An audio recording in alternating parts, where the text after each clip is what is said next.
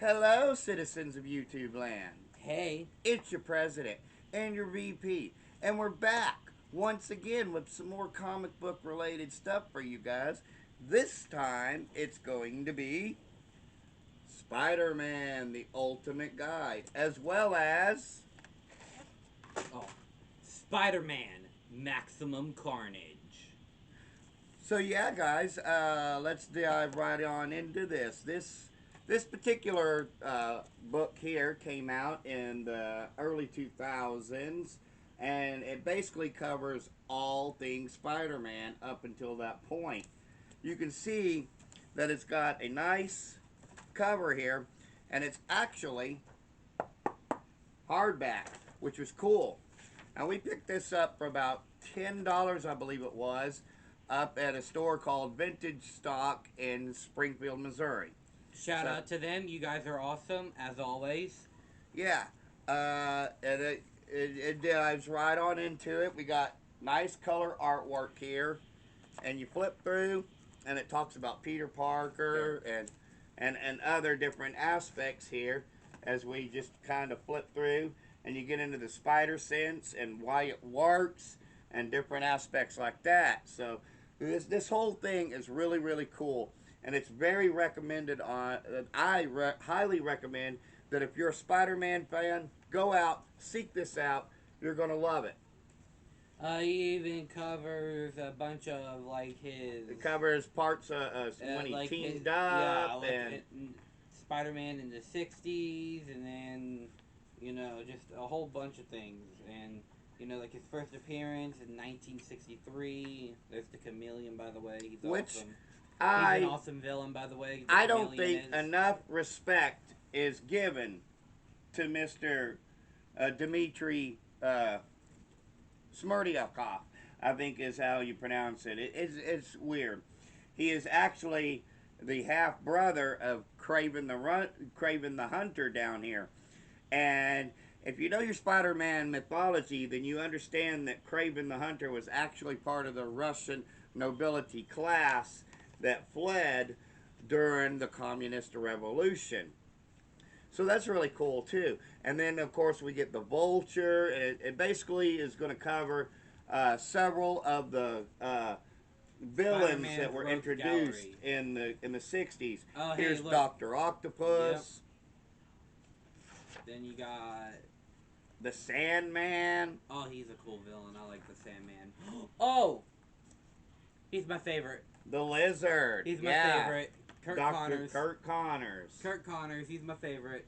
I was overjoyed, and it going back and looking at this stuff once again, it made me feel like I was Electro. it made me feel like I was 12 years old again. You know, sitting down and enjoying these old school Mysterio, Spider-Man aka stories. Fishbowl.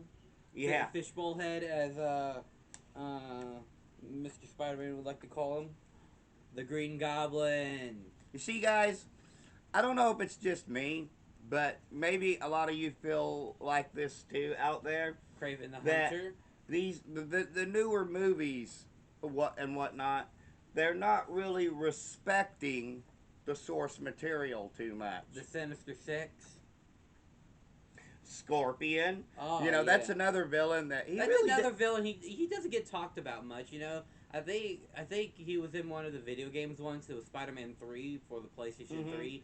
But even then, it's like he got mentioned in one of the worst Spider-Man video games possible. And if you know your Spider-Man lore, then you understand that Scorpion was actually created by J. Jonah Jameson. The Spider Slayer. Oh yeah, the Alistair Smythe, and then later on Spencer Smythe, and yeah, very cool stuff. The Master Planner. That's another villain that's not talked about too much. Yeah. The The Rhino, Rhino. Yeah. It's really cool. and And we should point out if you we put it up here. It gives actual facts and information about all of this, so it's very informative stuff. let's see here. Uh, Molten Man and John Jameson. Yeah, Man Wolf. Man Wolf. Mm-hmm. Oh, People he's another tend to one of my forget. favorite. People The tend to King, forget about him as far as being a the Spider-Man Kingpin. villain. Which, in my next comic book review, he's going to be a very featured player. We'll get into that later. The Prowler. Yeah. Yeah, he knows the Prowler and whatnot I know the from. Miles Morales. Exactly. He's a very big Spider-Man villain in the Ultimate Universe to Miles because turns out that he's actually Miles' uncle. Yeah. So that's why he's a very big villain. But here, I think he's also Aaron, but not the Aaron from the Ultimate Universe. But yeah, Yes, he's really guys. cool. For those of you who are comic book nerds like us, this book covers 616 Spider-Man. Check out this very cool picture here, guys. Full page picture. Yeah, there's multiple of these in. Then there's like Spider-Man in the '70s. You know, you get Morbius. Morbius. He's really cool. Hammerhead, Silvermane. The death of Gwen Stacy. Oh man, that is such an iconic story, guys. And hey, for those of you out there who know, you know two things about comic books. The Punisher. And that is, two things are consistent in comic books. And they'll never really be retconned because they're absolutes. Well, three things The really. But Jackal. two things in the Spider-Man universe. That is, Uncle Ben is dead and Gwen Stacy is dead. And on the DC side, one thing also remains constant. Batman's parents are dead. Yep. Felicia Hardy, aka the Black Cat. A lot of people were hoping that Black Cat would make it into No Way Home, but we didn't get that, Well, unfortunately. she is a big part the of it all. Oh yeah, Spider Spider Woman. Woman. Now that's something that people could really get into as well, because we've had Spider Man, and I know that people want to talk about different things like that.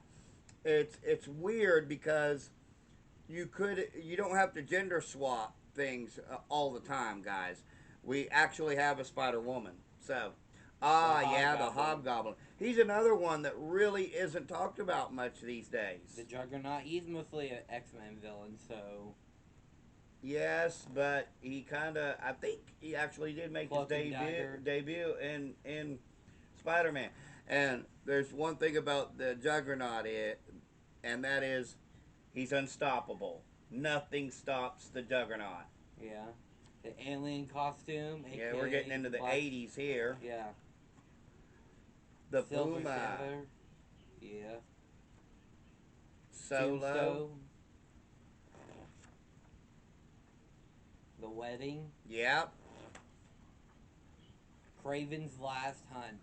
The darkest Spider-Man storyline out there, other than maybe Maximum Carnage. I would say that this storyline's actually darker, though, due to the elements that are involved in it. If you get a chance, and I'm hoping to eventually get it, guys, we'll try to cover it if we can find it. Craven's Last Hunt. Venom. Yeah. See here, now we're getting into the 90s. Oh, Spider-Man No More. Mm-hmm. That's cool. Carnage, our boy! And I think this will be a perfect segue to talk about Maximum Carnage. Sure thing.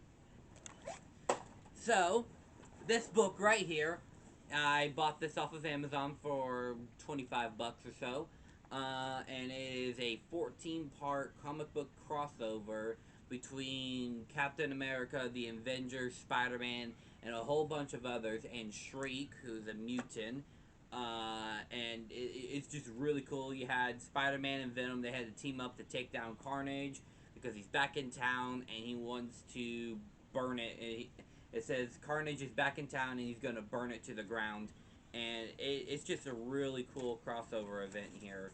It was a 3-month storyline, and I believe, guys, that this was more or less kind of Marvel's answer to Nightfall, which was the big Batman DC crossover that Yeah. spanned several months. Yeah. And this it's just amazing on what they were able to do here because on the second part of this, you even get Cloak and Dagger, which, if you know, they serve as a major plot point to Maximum Carnage. And yeah, this if you ever get the chance, you should check it out. I'm currently still reading it, so I can't really talk about it much. But If you'd you like to search it out in actual comic book form, though, it covers the titles of Amazing Spider Man, Web of Spider Man, Spectacular Spider Man, and and Spider-Man Spider-Man Unlimited. Unlimited. You know, and I found this out. I was like, if you were to buy Spider-Man Unlimited Part number one, and then go on and then buy Spider-Man Unlimited Part two or number two, which is the end of Maximum Carnage, you'd be totally confused because then you had to buy the other comics from the other stuff to understand the full story. Now, So this book here, though, is a bit controversial, especially for its time. Not so much it's because of today, the violence in it. because of the violence and the death that's involved Because in it. Carnage kills a lot of people in the book. And honestly, I recommend it. It was like $24.95 off of Amazon. You should get it. It's Spider-Man Maximum Carnage, and a lot of plot points from the new movie Venom: Let There Be Carnage was taken from Maximum Carnage. So once again, you should really check this out. And I'm so happy I got it, and I'm going to continue reading it until I'm finished with all 14 parts of this comic book crossover. And I do believe you're right, Dad. I do believe it was Marvel's answer to the big Batman story that DC did, which was Nightfall. Which, in case if you're wondering, that's like one of the only good stories that DC's came out with. In the last several years, anyway, because DC, of course, is also used to be a phenomenal comic comic company, and Marvel used to be. Not so much anymore. We won't really get into all of that because we're focusing on retro, old school stuff Yeah. more than anything else. So, but of course, as always, if you've bought these two Spider-Man books and you think it's the worst vile piece of crap that you've ever seen in your entire life or ever read, well, why did you buy them in the first place? But hey, just remember, we're just two idiots with a digital camera. Our opinions do not matter, except they actually do, because we have a YouTube show, except they actually don't. So, having said all that, guys, stay tuned in the near future, which we'll get back into. That we wanted to do this